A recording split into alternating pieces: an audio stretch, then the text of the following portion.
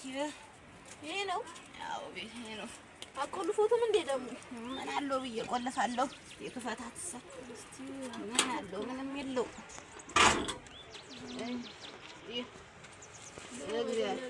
ቢያርስ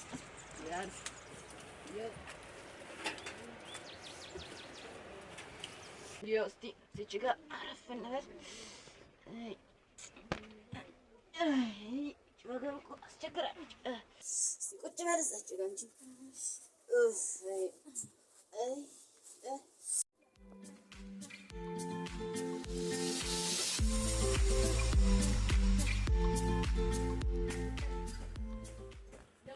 እንግዲህ እንዲያው ሻይ ምናምን እንዳላፈላል ማንቆርቆሪያም ከሰልም የለ። እንዲያው ኧረ ችግር የለም አትቸገሩ። እንዲያው ከቤተሰቦቼ ጋር ተጣልቼ ነው የወጣሁት ነበር ያልከኝ? አዎ። እና አሁን የት ነው የምትኖረው? ጓደኛዬ ጋር። ጓደኛ ጋር ከቤት ከወጣህ እንዲያው ስንት ቀን ሞላህ? 3 ቀን። 3 ቀን። አይ እንዲያው እኔም አንተን ሳይህ የድሮ ማንነቴ ትዝ አለኝ። አይ አየራት ስጪኝ።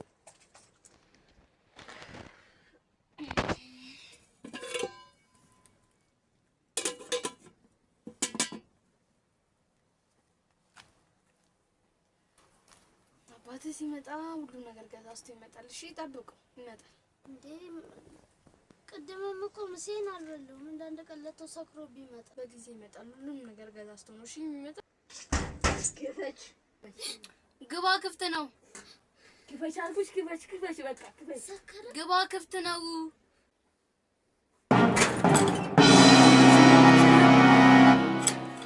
እዚህ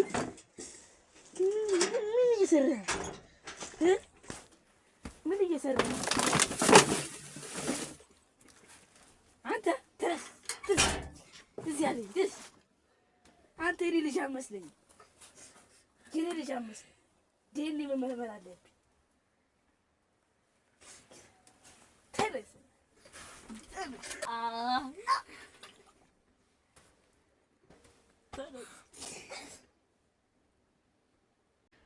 እስቲ ልጁ እኮ ምግብ እስካሁን ድረስ አልበላም። ምሳውንም ሳይበላ አሁን እራቱንም ሳይበላ ሊያድር ነው እንዴ? ኤካቺ ተው እስቲ ልጁን አትምታው። ምን ያርግ? ሙላቱ ማን ነው? ሙላቱ? አረቂ ተደፋ። አንተ ተነስ ውጣ። ተው እስቲ ልጁ ይተኛበት። ምን ሆነ ነው? ምን እየሰራህ ነው? ይችላል። አሁን አንተ ሪል ትመስላለህ። ዴኒ እፈልጋለሁ። ተነስ ውጣ። ተው እስቲ ልጁ ይተኛበት። ምን ሆነ ነው? አንቺ ውጪ። አረቄ ተደፋ። እንካ አረቄ ጠጣ። አጠጣ። አለቀሽ ሆይ በቃ። እኔ ወደ 20 ዓመት ገደማ አካባቢ እያለሁ በጣም አጫሽ፣ ሌባ እና እልም ያልኩ ዱርዬ ነበር። እንደዚህም የሆንኩበት ምክንያት አባቴ ነበር። ሁሌ እየሰከረ ሲመጣ የጉበት ካንሰር የሚባል ህመም ይዞት ህይወቱ አለፈ። በዛ ሰዓት እናቴም በጭንቀት የደም ግፊት ያዛት። እኔም አደግኩ፣ ሱሰኛም ሆንኩ። አንድ ቀን ትልቅ ወንጀል ፈጸምኩና በፖሊስ ተያዝኩ። እናቴም መያዜን ስታውቅ ደም ግፊቷ በርትቶባት ሞተች። ከ22 ዓመታት በኋላ ተፈታው። ከዚያም እንደወጣው እንደምታይ ብኩን ሆኜ ቀረሁ። ባክኜ ቀረሁ። አስተውል ልጄ፣ እኔ እንዲህ ባክኜ የቀረሁት እናቴ ስለሞተች ነው። እናቴም የሞተችው በእኔ ምክንያት ነው። ይህንን ሳስብ ሁሌ አይምሮ ይረበሻል። ልጄ አንድ ትልቅ ምክር ልምከር፣ ለወደፊት ይጠቅማል። ህይወት በጣም አጭር ናት። በዚህች አጭር በሆነች ህይወት ውስጥ ብዙ ነገር ሰርተ ማለት ይችላል።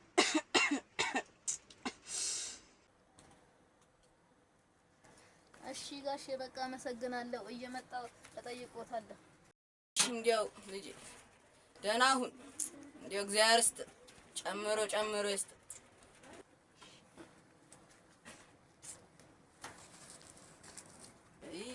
ተቸገረ ይሄ ልጅ ዛሬም አደረ። ወግጄ መታወችብኝ።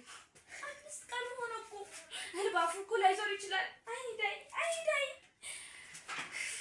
እንደውም እዚህ እንዳይመጣ አይምጣ። ተቃጠለ ጨንጓራዬ በዚህ ልጅ። አይ ባለፈው የዛ የጫላ ልጅ አሁን እንዴት ነው ጸባዩ ራሱ? ይኸው መጣ ልጅስ እየተንጎላጎለ ወይና ተመስገን ፈጣሪ ተመስገን።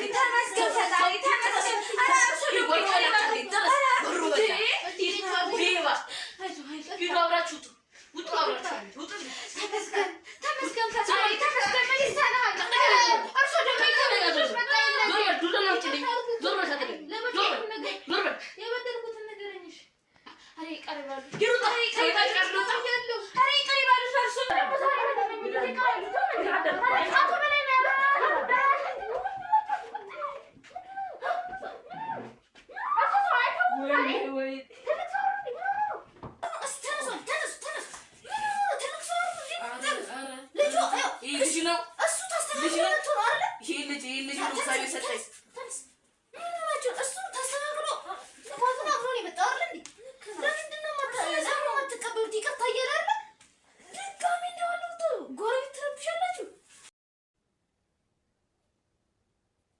Thank you.